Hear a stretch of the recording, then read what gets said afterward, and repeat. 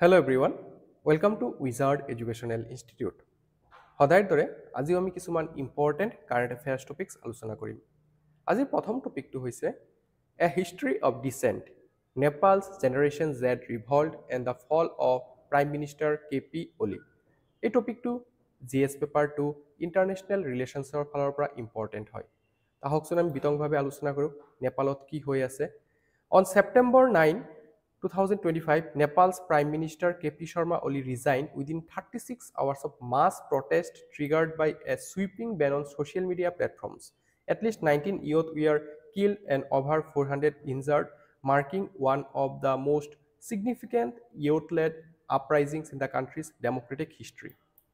So, কথাটো গম পালে যে 9 সেপ্টেম্বৰ 2025 তাৰিখে নেপালৰ প্ৰাইম মিনিষ্টাৰ কেপি শৰ্মা অলি ৰিজাইন দিছে কাৰণ there is a massive protest in Nepal due to the killing of 19 youth because they were protesting against the government's decision of banning social media. আৰু corruption related বহুত কিটা allegations আনিছিলে sitting governmentor against student leader সকলে so সেই পৰিপ্ৰেক্ষিততে এটা অস্থিৰতা এতিয়া বিৰাজ কৰি আছে নেপালত। এই টপিকটো পঢ়াৰ আগতে মোৰ এটা কোট মনত পৰিছে জৰ্জ শান্তিয়ানাৰ। কোটটো হৈছে যে those who never learn from history are doomed to repeat it.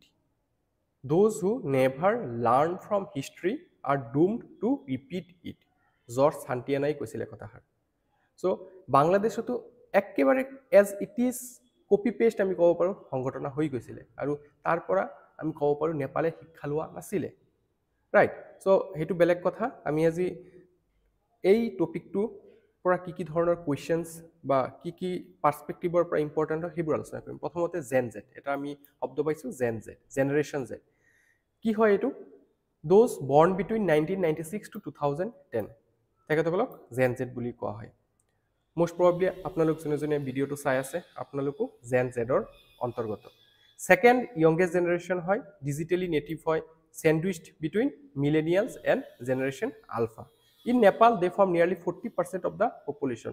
Nepal is relatively a young country like ourselves. Amar jeneka demographic dividend bortoman jotheshto kini ase. Nepaloto teneka 40% population young hoy. Category আচ্ছা এতিয়া এই যে generation wise আমি ভাগ কৰি যাও প্ৰথমতে builder আছিল তাৰপিছত বেবি বুমাৰ্স তাৰপিছত generation X generation Y generation Z generation alpha তাৰপিছত জেনাৰেশন বিটা 2025 চনৰ 1 জানুৱাৰীত যোনে জন্ম লাভ কৰিব তাৰ পিছৰে পৰা আমি জেনাৰেশন বিটা বুলি ধৰিম ঠিক আছে। এতিয়া এই যে প্ৰটেষ্ট হৈ আছে এটোৰ মুখ্য কাৰণটো কি? প্ৰথম কাৰণটো হৈছে social media Ben. On September 4, 2025, the government blocked 26 major platforms including Meta, Instagram, WhatsApp, YouTube, X, all these social media platforms were banned in Nepal. Government reason দেখাইছিলে non compliance with local registration. এই কোম্পানীবোৰে comply কৰা নাই গভৰ্নমেন্টৰ order, grievance ৰিড্ৰেসেল mechanism develop কৰা নাই, content removal অৰ্ডাৰবোৰ ফলো কৰা নাই। So এনেকুৱা ধৰণৰ কাৰণ দেখুৱাই পেলাই social media ban কৰি দিছিলে completely নেপালত। Platforms like TikTok, Viber, WeTalk escaped the ban after registering. তাৰপিছত যেতিয়া TikTok, Viber, WeTalk ৰেজিষ্ট্ৰেচন কৰিলে এইকেইটাক এক্সাম্পশন দিয়া হৈছিলে। কিন্তু আসল কাৰণটো আছিলে কৰাপশন related. Almost all senior leaders face corruption charges. For example, aircraft purchase scams, land deals, etc. Hashtags like Nepo Kids, Nepo Babies highlighted elite privilege and misuse of state resources. আমি যদি চাওঁ 2006 চনত নেপালত প্ৰতিবাদ হৈছিলে মনাৰ্কি আতৰাই পেলাই ডেমক্ৰেসি আনাৰ। এতিয়া আকৌ ডেমক্ৰেসি আতৰাই পেলাই মনাৰ্কি আনাৰ কথা চলি আছে। Unemployment and joblessness, 82% of workforce stuck in informal jobs. Large scale youth migration abroad due to lack of opportunities. আৰু ক'ত হয়? আমাৰ ভাৰতলৈ হয়। Generational frustration, resentment against dominance of aging leaders. Youth leadersৰ সংখ্যা বহুতে কম আছে নেপালৰ পাৰ্লিয়ামেণ্টত। Desire for fresh leadership and stronger accountability. Erosion of press freedom and digital rights. Ban seen as an attack of self-expression, business as and civic engagement. Nepal's 2023 cybersecurity policy already raised fears of surveillance and censorship. Regional and global context. Nepal remains the geopolitical crossfire of India, China, and the US. only tilted closer to China. BRI framework signed in 2024 যেটো চাইনাৰ BRI framework আছে build road initiative হেতু sign কৰিছিলে 2024 চনত নেপালে US engagement via MCC compact $500 million faced pushback USA তাত invest কৰিব বিচাৰিছিলে যেটো তাৰ লোকেল পপুলেশনে বিচৰা নাছিলে India Nepal's largest trading partner asked restraint and stepped up border security during the crisis. Implications for India. Security concerns. Instability in Nepal directly affects India's Himalayan border regions. Diplomatic dilemma. India perceived as aligned with some Nepali factions must treated carefully. Actually, treat carefully. Strategic challenge. China may exploit the vacuum to deepen influence. India's own context on social media regulation. আমি যদি ভাৰতৰ ক্ষেত্ৰত চাও digital media social media regulate কৰাৰ কাৰণে ভাৰত চৰকাৰে digital personnel data protection act 2023 চনত pass কৰিছিলে Data Protection Board established IT Rules 2023 amendment mandated intermediaries to remove government flagged false information. তেতিয়াহে হিয়তে যেটো এটা ইমিউনিটি এনজয় কৰে হেতু এনজয় কৰিব পাৰিব Critics warn of excessive executive control and risks to free expression. Lesson: striking balance between regulation, free speech, and youth aspirations. So, here for Bharat ki shikha lobo pare je transparent regulation for tech platforms without hidden censorship agendas, address youth aspirations, jobs, representation, and platforms for participation. Recognize that political legitimacy is fragile in the digital age. Youth mobilization is now faster and amplified by social media networks. So, এই টপিকটো মেইনছৰ কাৰণে খুব important হৈ যায় আমি GS পেপাৰটোত international relations আমাৰ neighboring countries or লগত সম্পৰ্ক কি সো তেওঁলোকৰ তাত সংগঠিত হৈ থকা পৰিঘটনাবোৰে ভাৰতৰ পলিটিত কেনেকুৱা ধৰণৰ প্ৰভাৱ পেলায় সো সেই টপিকবোৰৰ পৰা এই কোৱেশ্চনটো দিয়া হৈছে social media bans are often justified on grounds of sovereignty, data security, and misinformation. Critically evaluate the challenges of regulating digital platforms in democracies with examples from Nepal and India. 250 years of ভিতৰত লিখিব যত্ন কৰিব Next topic to is India Israel Bilateral Investment Agreement BIA. এটো GS paper two international ৰিলেশনছৰ পৰা important হয় সাউথন নিউজত কি আছে India and Israel have signed a bilateral investment agreement in New Delhi. This is the first such pact with an OECD member country replacing the 1996 bilateral investment treaty which was terminated in 2017. Signed by Finance Minister Nirmala Sitharaman and Bezalel Smotrich from Israel. All right. So, a agreement with Kiki Asamisa, investor protection, minimum standard of treatment for investors, protection against expropriation, compensation for losses, independent dispute resolution through arbitration. Almost আজিকালি modern যিবিলাক agreement sign কৰা হয় bilateral agreement তাত এই investor protection clause to থাকেই transparency and safeguards, smooth transfer of funds, then clear regulatory framework ensuring policy predictability. Balance of interest, investor protection balanced with sovereign policy space, preserving India's right to regulate.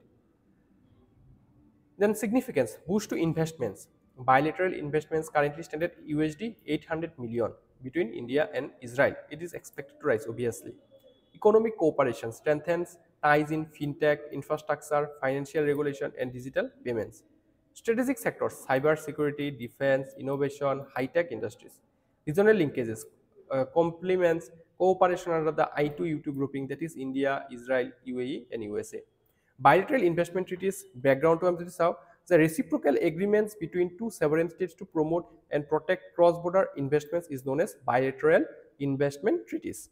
It legal basis by Article 38(1)(a) of ICJ statute, that is International Court of Justice. Jar headquarter to ase The Hague, Netherlands. Right. India's model BIT, new text approved in 2015, more balanced, ensures its regulatory space. Recent BIT Bharate Uzbekistanor logot sign korise, UAE logot sign korise, aru Kyrgyzstanor logot sign korise. Termination of old treaties, pre-2015 treaties like India-Israel in 1996 were terminated after policy revision. India-Israel cooperation beyond BIA. ইয়াৰ উপৰি ভাৰত আৰু ইজৰাইলৰ মাজত এটা চিৰস্থায়ী চিৰসেউজীয়া সম্পৰ্ক আছে bilateral trade USD 6.53 billion excluding defense 2023-24 চনৰ বিত্তীয় বৰ্ষৰ বাবে ইণ্ডিয়া এনজয়ছ ট্ৰেড সাৰপ্লাইজ আমাৰ ভাৰতৰ পৰা বেছি আমি এক্সপোৰ্ট কৰোঁ ইম্পৰ্ট আমি যিটো ইজৰাইলৰ তুলনাত okay defence joint development of Barak eight missile system regular naval port calls at Haifa Science and Technology and Innovation perspective পৰা India Israel industrial research and development and innovation fund I4F 2030 পৰা 27 চনলৈকে চলিব এইটো then cooperation in agriculture water management health and medicine regional diplomacy I2U2 grouping cooperation in food security infrastructure and technology cultural exchange CEP programs deepening people to people ties about OECD Organization for Economic Cooperation and Development এটো establish কৰা হৈছিল 1961 headquarter হৈছে Paris ফ্ৰান্সত 38টা member country আছে mostly developed Nations and few emerging economies aim to promote policies that improve the economic and social well-being of people worldwide function কি হয় ইয়াৰ collects and analyzes data on economic trade education health and social issues it frames policy guidelines for sustainable growth good governance and development publishes reports like OECD economic outlook better life index etc India status কি হয় sorry not a member but an active key partner country working with OECD in areas like taxation, trade, investment and governance. এই টপিকটোৰ পৰা প্ৰিলিমছৰ কাৰণে এটা question দিয়া হৈছে consider the following statements about the OECD that is Organization for Economic Cooperation and Development. Number 1 it was established in 1961 and has its headquarters in Paris. Absolutely true. It currently has 38 member countries mostly developed economies. It is also true India is a full member of OECD. No, India is not a member of OECD. So 1 and 2 is the correct answer, that is option A. Next, Apatani tribe of Arunachal Pradesh. GS paper 1 culture topic to important hoy. Context to ami sao, the Apatani women of Arunachal Pradesh were once renowned for their distinctive facial tattoos and wooden nose plugs. So Apatani tribe to ami Arunachal Pradesh dekha pao. Today this unique tradition survives only among the elderly women of the community as the practice was banned in early 1970s. ইহঁতৰ এটা practice আছিলে টেটু বনোৱাৰ so যেটো 1970sত বন্ধ কৰি দিয়া হৈছিল বেন কৰি দিয়া হৈছিল তো তাৰ ওপৰতে নিউজটো the vanishing practice of Apatani's location and habitat the Apatani tribe primarily inhabits the Ziro valley located in the lower হোৱনহেৰি ডিষ্ট্ৰিক্ট অফ অৰুণাচল প্ৰদেশ আপাতানি ট্ৰাইবটো জিৰো ভেলিত পোৱা যায় লোৱাৰ হোৱনহেৰি ডিষ্ট্ৰিক্ট যেটো আছে অৰুণাচল প্ৰদেশৰ সেইখিনি অঞ্চলতে বিস্তৃতি হৈ আছে the valley is bowl shaped picturesque and situated in the lower ranges of the eastern Himalayas. Language, the tribe speaks Tani, part of the Tibeto-Burman language family. So, Tani bhaha use kore. Distinctive cultural practices, like facial tattoos and nose plugs. Okay, the mukhot tattoo banai hiote. Traditionally, Apatani women wore tattoos across their face and inserted large wooden nose plugs. This custom originated as a protective measure to make women appear less attractive to invaders who once targeted the valley. Over time, it became a symbol of beauty, tribal identity, and social dignity. So, homoyer logaloge etu eta symbol hoi goisile, a symbol of beauty, tribal identity, and social dignity. Girls underwent tattooing at around the age of 10 years, usually performed by elder women. The wooden nose plugs, yeping hollow, yator bhat koa hoy, were crafted from the forest wood, cleaned and carefully fitted. All right. So, ei jitu dekha paise, tenekwa dhoroner nak phuli pindhe. Ban and decline. In the 1970s, the government of India banned these practices. Bharat Sarkar 1970 actually, etu ban kori disile ei practice to mukhot tattoo bonua aru nakot enekwa eta phuli pindha. Citing social hindrances, particularly for women pursuing education and employment in urban areas. Today, only elderly women continue to carry this tradition, representing the last generation of this fading cultural identity. So, ei jitu hiyotor culture asile, etu lahe lahe bilupti hoi goi ase. Significance ki hoy here, the Apatani tribe showcases how culture, environment, and community identity intertwine. Their fading tattoo and nose plug tradition reflects the tensions between cultural heritage and modernity. So, duta kotha ami kobo paru je cultural heritage, সাংস্কৃতিক ঐতিহ্য আৰু আধুনিকতাৰ মাজত এটা তৰ্ক বিতৰ্ক হৈ আছে যে আজিকালি মডাৰ্নিটিৰ পিনে যেতিয়া মানুহ গৈ আছে সেই সময়ত মানুহে ঐতিহ্যটো হেৰুৱাই পেলাইছে ৰাইট এটো এটা prime example hoy their agricultural system is an example of traditional ecological knowledge that supports food security and climate resilience. Next topic to hoise vice president of India, very important upcoming exam boror karone etu apnaloke monot rakhiboi lagibo নতুন আমাৰ vice প্ৰেচিডেণ্টজনৰ নাম হৈছে CP Radhakrishnan তেখেত আমাৰ 15 number vice president হয় যোৱাকালি election contest হৈছিলে NDA nominated প্ৰাৰ্থী আছিলে CP ৰাধাকৃষ্ণন তেখেতে হেৰুৱাইছে BS সুদৰ্শন ৰেড্ডিক যিটো ইণ্ডিয়া ব্লকৰ কেণ্ডিডেট আছিলে CP Radhakrishnan, the governor of Maharashtra and the NDA nominee, was elected as the Vice President of India with 452 first preference votes against the opposition candidates B. Sudarshan Reddy, who secured 300 votes. CP Radhakrishnan 452 টা vote পাইছে আৰু B. Sudarshan Reddy 300 টা vote পাইছে ঠিক আছে out of 781 eligible electors after vacancies 767 votes were casted but 15 were invalid so আপোনালোকে নিশ্চয় জানে যে ৰাজ্যসভা MP লোকসভাৰ MP সকলেহে ভাইস প্ৰেসিডেন্সিয়াল ইলেকশনত পাৰ্টিসিপেট কৰে স্টেট লেজিসলেটিভ এসেম্বলিৰ MLA সকলে কিন্তু ভাইস প্ৰেসিডেন্সিয়াল ইলেকশনত পাৰ্টিসিপেট নকৰে আনলাইক প্ৰেসিডেন্সিয়াল ইলেকশনত কিন্তু স্টেট লেজিসলেটিভ এসেম্বলিৰ MLA সকলেও পাৰ্টিসিপেট কৰে ভাইস প্ৰেসিডেন্ট ইলেকশনত অকল লোকসভাৰ MP আৰু ৰাজ্যসভাৰ MP ৰাজ্যসভাৰ যিকেইটা নমিনেটেড MP আছে সেইকেইটাও পাৰ্টিসিপেট কৰে ঠিক আছে কনস্টিটিউশনাল বেসিসটো আমি চাই লওঁ আৰ্টিকেল 63 ভাইস প্ৰেসিডেন্টৰ বিষয়ে আছে যে আমাৰ ভাৰতৰ সংবিধানে কয় there shall be a vice president of India which is the second highest constitutional post after president তাৰপিছত 63 পৰা 71 লৈকে ইয়াত আমি প্ৰেসিডেন্টৰ ভাইস প্ৰেসিডেন্টৰ কোৱালিফিকেশন কি লাগে ইলেকশন কেনেকৈ হয় যদি ইলেকশন ৰিলেটেড কিবা ডিসপিউট হয় এইবিলাক কোনে চাই সেইবিলাকৰ কথা আলোচনা কৰা হয় আৰু এই যেটো মডেল হয় এটো আমি American system of vice presidency পা লৈছো আমেৰিকাটো প্ৰেসিডেন্ট আছে ভাইস প্ৰেসিডেন্ট আছে আমাৰ ভাৰততো প্ৰেসিডেন্ট আছে ভাইস প্ৰেসিডেন্ট আছে তো এই দুটা কনসেপ্ট আমি আমেৰিকাৰ পৰা লৈছো কিন্তু আমেৰিকাত আছে প্ৰেসিডেন্সিয়াল গভৰ্নমেন্ট আমাৰ ভাৰতত চলে পাৰ্লিয়ামেন্টাৰী government where prime minister is the real head in USA president is the real head all right election and eligibility electoral college to কোন থাকে মই কৈছো অলৰেডি যে লোকসভাৰ MP আৰু ৰাজ্যসভাৰ MP both elected as well as nominated তেখেতসকলে পাৰ্টিসিপেট কৰে আৰু MLA সকলে কিন্তু এই ভাইস প্ৰেসিডেন্ট ইলেকশনত পাৰ্টিসিপেট নকৰে ভোটিং মেথডটো কি হয় প্ৰপোৰ্শনাল ৰিপ্ৰেজেন্টেশন বাই সিঙ্গল ট্ৰান্সফাৰেবল ভোট অৰ্থাৎ সকলোৰে ভোটৰ ওয়েটেজটো একেই হয় সো প্ৰেফাৰেন্স দিব লাগে MP এজনে যেতিয়া ফৰ্মখন পাব ঠিক আছে ব্যালটখন পাব এই ব্যালটখনত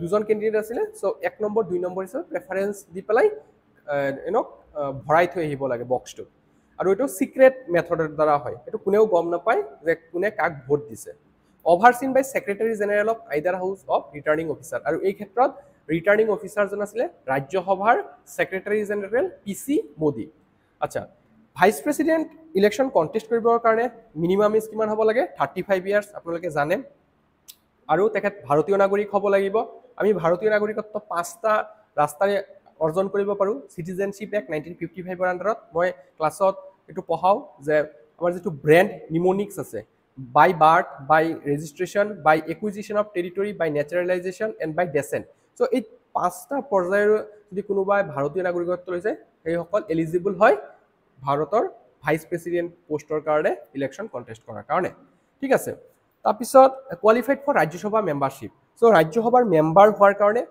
কোৱালিফাইড হ'ব লাগিব অৰ্থাৎ মিনিমাম আপোনাৰ 30 বছৰ হ'বই লাগিব কিন্তু ভাইস প্ৰেসিডেন্টৰ কাৰণে তো 35 লাগিব কিন্তু আৰু কি লাগে ৰাজ্যসভাৰ মেম্বাৰ হোৱাৰ কাৰণে যে ইলেক্টৰেল ৰলছত নাম থাকিব লাগে ভাৰতৰ যিকোনো পাৰ্লিয়ামেন্টাৰী কনস্টিটুৱেন্সিৰ ইলেক্টৰেল লিষ্টত নাম থাকিব লাগিব must not hold an office of profit সৰকাৰী চাকৰি বাকৰি কৰি থকা হ'ব নালাগে কেন্দ্ৰীয় চৰকাৰৰ অধীনতো নহয় ৰাজ্য চৰকাৰৰ অধীনতো নহয় and must not be a member of parliament or state legislature at the time of office of assumption অৰ্থাৎ MP বা MLA হৈ থাকিব নোৱাৰে যদি ধৰক কেনেকুৱা কোনো ব্যক্তি MP আছিল বা MLA আছিল তেখেতসকলে ৰিজাইন দি দিব লাগিব পোষ্টৰ পৰা তেতিয়াহে ভাইস প্ৰেসিডেন্ট হ'ব পাৰিব তাৰ পিছত শপত গ্ৰহণ কোনে কৰাব প্ৰেসিডেন্টে কৰাব ওট টেকিং 69ত আমি পাও তাৰ পিছত টাৰ্ম কিমান বছৰৰ হয় 5 বছৰৰ হয় তাৰ পিছত ভ্যাকেন্সি হলে কোনে চাব হেতুৰ কথা আমাৰ সংবিধানে কোৱা নাই প্ৰেসিডেন্ট পোষ্টটো খালি থাকিব নোৱাৰে কেতিয়াও কাৰণ প্ৰেসিডেন্টৰ জাগাত ভাইস প্ৰেসিডেন্ট আহি যায় যদি ভাইস প্ৰেসিডেন্ট না থাকে chief justice of supreme court আহি যায় যদি চিফ জাস্টিসও কিবা কাৰণবশত না থাকে তেতিয়া হলে সিনিয়ৰ মোষ্ট জাজ অফ দা সুপ্ৰিম কোৰ্ট আহি যায় মুঠৰ ওপৰত প্ৰেসিডেন্ট পোষ্টটো খালি থাকিব নোৱাৰে কিন্তু ভাইস প্ৰেসিডেন্ট পোষ্টৰ কথা তেনেকৈ আমাৰ সংবিধান উল্লেখ কৰা যদি খালি হৈ থাকে তে কোনে চাব এটো তেতিয়া খালিয়ে হৈ থাকে একচুয়ালি যেনেকৈ আমি গম পাইছো জুলাইৰ 21 তাৰিখে আমাৰ former vice president Jagdeep Dhankhar জীয়ে ৰিজাইন দিছিলে ৰাইট তো তেতিয়াৰ পৰা এই পোষ্টটো খালিয়ে হৈ আছে আচ্ছা, তেখেতক ৰিমুভেল কৰাৰ প্ৰচেছটো কি হয় যে ৰাজ্যসভাত এটা মোশ্যন আনিব লাগে, 14 দিনৰ এডভান্স নটিচ উপ ৰাষ্ট্ৰপতিজনলৈ যাব লাগে যে আমি আপোনাৰ এগেইনষ্টত এটা ৰিমুভেল মোশ্যন আনিছোঁ, আৰু সেইটো প্ৰথম অৱস্থাত একচেপ্ট কৰিব লাগিব ৰাজ্যসভাৰ চেয়াৰমেনে।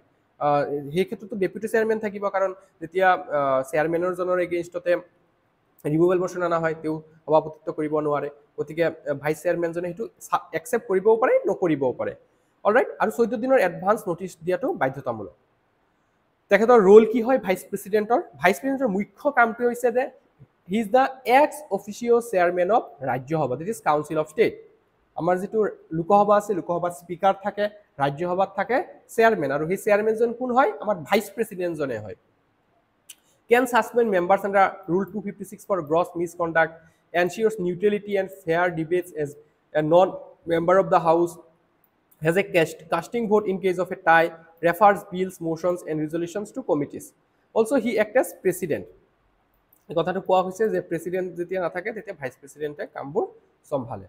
Alright, serves as a vital link between executive and legislature. Also, this is an important point.